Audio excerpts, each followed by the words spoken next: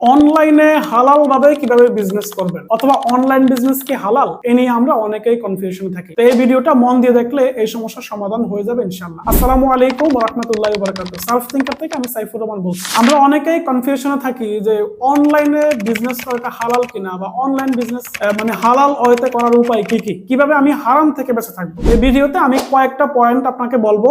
এই পয়েন্টগুলা এত কঠিন নয় যে এগুলা বোঝার জন্য আপনাকে মাদ্রাসায় পড়তে হবে, মাদ্রাসার ব্যাকগ্রাউন্ড খুব ভালো আপনার থাকতে হবে। আপনি একজন মুসলমান প্র্যাকটিসিং মুসলিম, আপনার যে সাধারণ বিচার বুদ্ধি আছে এই বিচার বুদ্ধি দিয়ে আপনি এই বিষয়গুলোকে ধরে ফেলতে পারবেন। তো প্রথম বিষয়টা হচ্ছে প্রোডাক্ট। আপনি যে প্রোডাক্টটা নিয়ে বিজনেস করবেন ওই প্রোডাক্টটা হালাল নাকি হারাম এটা আগে দেখেন। আমি একটা উদাহরণ দেই।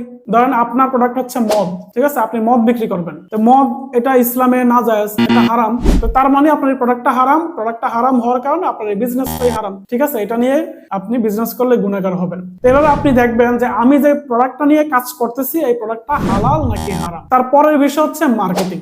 অনেক ক্ষেত্রে প্রোডাক্টটা হালাল হয় বাট সেটা যে মার্কেটিং এর ওয়ে আছে, দা ওয়ে অফ মার্কেটিং, সেটা কিন্তু হারাম হয়। যেমন উদাহরণ দেই, আপনি বিক্রি করেন মধু, ঠিক আছে, মধু ভালো একটা প্রোডাক্ট, বাট সেই মধুটা আপনি মার্কেটিং করার জন্য একজন অর্ধ উলঙ্গ মহিলা নিয়ে আসলেন, ঠিক আছে। এখন অর্ধ উলঙ্গ মহিলা নিয়ে আসলেন মানুষের অ্যাটেনশন নেওয়ার জন্য, মার্কেটিং এর ওয়েটা কিন্তু আপনার তখন হারাম হয়ে গেল, কারণ ইসলাম এটা হারাম। এই কারণে প্রোডাক্টটা হালাল হওয়ার পরেও যখন আপনার মার্কেটিং এর ওয়েটা হারাম হয়ে যাচ্ছে, এটা অবৈধ হয়ে যাচ্ছে, তখন আপনার ওই বিজনেসটাও হারাম হয়ে যাচ্ছে। কেন? কারণ আপনি হালালের সাথে আপনি হারামকে মিক্স করে ফেললেন। এই কাজটা আসলে করা যাবে না। এই কাজটা আমরা অনেকেই জেনে বুঝে করতেছি। হালাল একটা বিজনেসকে আপনি হারাম বানিয়ে ফেলতেছেন। এই জায়গাটা থেকে বের হয়ে আসা উচিত। তারপরে হচ্ছে যে দেখানো একটা, দেওয়া আরেকটা, অথবা কমিটমেন্ট ঠিক না রাখা। অনেক বড় সড়ো প্রোডাক্ট, বাট যখন কাস্টমার হাতে পাইলো তখন দেখলো যে আরে ভাই এখানে তো এগুলো কিছুই নাই, এত বড় কোনো প্রোডাক্ট না, এটা একটা জাস্ট জেনারেট একটা বিষয়। আপনাকে দেখানো হয়েছে একরকম, কাস্টমারকে আপনি দিয়ে দিচ্ছেন আরেক রকম, ঠিক আছে। কাস্টমার দেখলো একটা, পাইলো আরেকটা,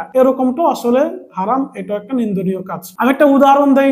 আমি আসলে দারাজ থেকে বেশ কয়েক বছর আগে একটা কুলার অর্ডার করছিলাম। দেখতে এরকম সাইজ দেখা গেছিল এবং সেখানে লেখা ছিল যে এটা একজন ব্যক্তির জন্য অনেক পারফেক্ট হবে। তখন অনেক গরমকাল ছিল, এই গরমের কারণে হচ্ছে যে আমি কুলারটাকে অর্ডার করছিলাম। তো এখানে উপর দিক দিয়ে পানি ঢালতে হয়, একটা ভিতরে মোটর থাকে, এই মোটরটা হচ্ছে অল্প অল্প পানি পরে সেটাকে ফিল্টার করে বাষ্প পরিণত করে, এই কারণে এরিয়াটা ঠান্ডা থাকে। কনসেপ্ট ছিল এটা। তা আমি দেখলাম যে একজনের জন্য যেহেতু ফিট, দেখতে বড়সড় দেখা যাচ্ছে মোটামুটি, আমি এটা অর্ডার করে দিলাম। বাট যখন আমি প্রোডাক্টটা হাতে পাইলাম তখন দেখলাম ও মাই গড, এই প্রোডাক্টটা হচ্ছে এই ছোট একটা প্রোডাক্ট, কিন্তু ওয়েবসাইটে আমাকে দেখানো হয়েছে অনেক বড় করে, হাতে পাওয়ার পরে দেখতেছি আমি ছোট্ট একটা প্রোডাক্ট। তখন রিফান্ড দেবো, রিফান্ডের জন্য কেউ আর রেসপন্সও করে না, দারাজে ফোন দিলে কল ঢুকে না, নানান ইস্যু। ফাইনালি কিন্তু আর রিফান্ডও দিতে পারি নাই। তো যেটা হইলো সেটা হচ্ছে যে আমি কিন্তু এখানে প্রতারিত হইলাম। তো আপনি দেখাচ্ছেন একটা, দিয়ে দিচ্ছেন আরেকটা, অথবা দেখাচ্ছেন একরকম, দিয়ে দিচ্ছেন আরেক রকম, অথবা কমিটমেন্ট করলেন ভিডিওতে একরকম আর কাস্টমার পাইলো আরেক রকম,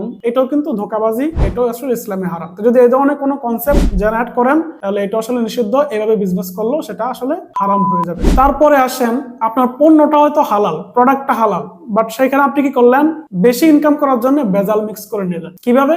আপনি মধু বিক্রি করেন, মধুতে আপনি কিছু চিনি দিয়ে দিলেন, চিনি দিয়ে এখন 1 কেজি মধুর দাম ধরেন 1500 টাকা, আর 1 কেজি চিনির দাম হচ্ছে ধরেন 150 টাকা। তো আপনি 1 কেজি চিনি, এই 1 কেজি মধুতে আপনি 250 গ্রাম এখানে চিনি দিয়ে দিলেন, বিভিন্নভাবে সেটাকে ফিল্টার করে, মানে কাস্টমার যাতে না বুঝতে দিয়ে দিলেন। কাস্টমার হয় বুঝলো, নয় বুঝলো না, কিন্তু আপনি যে পণ্যে ভেজাল দিলেন বেশি মুনাফা লাভের আশায়, এটা কিন্তু আপনি হারাম করে ফেলেন। দেখেন এই বিষয়গুলো বোঝার জন্য কিন্তু আপনাকে একদম মাদ্রাসায় পড়তে হবে, বিষয়টা এরকম না, একদম ছোটখাটো বেসিক বিষয়গুলোই বলতে।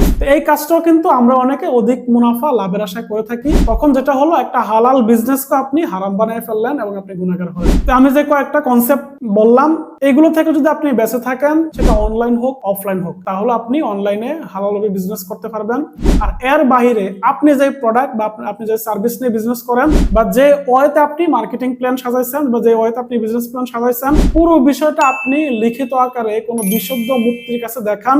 উনি আপনার বিজনেসটাকে অ্যানালাইসিস করে সিদ্ধান্ত দিবে যে এইখানে আর কোনো মানে হারাম মিশ্রিত আছে কিনা। অনেক সময় মানে সাধারণ জ্ঞানের পরে গিয়ে আমরা কি করি না, বিজ্ঞ ব্যক্তির কাছে দ্বারস্থ হই না। তখন এখানে অনেক কিছু আমরা মনে করি যে এটা হালাল বা এটা বৈধ, আমাদের সাধারণ দৃষ্টিকোণ থেকে আমরা সেটা বৈধ দেখি, বাট যখন আপনি মুফতি সাহেবের কাছে যাবেন, ওনার থেকে ফতোয়া নেবেন, তখন আপনি দেখবেন যে অ্যানালাইসিস করার ফলে বিভিন্ন হারাম সাইট এখানে বের হয়ে আসতেছে। তো পুরো বিষয়টা তো হারাম হচ্ছে না, বাট সেটা কোনো একটা অংশ হারাম হয়ে যাচ্ছে, কোনো একটা অংশ হারাম হওয়ার কারণে ওভারঅল পুরো জিনিসটা হারাম হয়ে যাচ্ছে, এরকম সিচুয়েশনও তৈরি হয়। কিন্তু যখন আপনি একজন বিশুদ্ধ মুফতি সাহেব দিয়ে সেটাকে চেক করিয়ে নেবেন, তখন এখানে ছোটখাটো বিষয়গুলোকে এড়িয়ে যেতে পারবেন। আশা করি ভিডিওটা আপনার জন্য অনেক বেশি হেল্পফুল হয়েছে।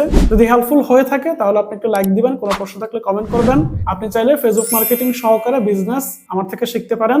বিজনেস শিখে অনলাইনে আপনি বিজনেস করতে পারেন। আরো বিস্তারিত জানতে আপনি আমার সাথে যোগাযোগ করতে পারেন। ধন্যবাদ, ভালো থাকবেন। আসসালামু আলাইকুম।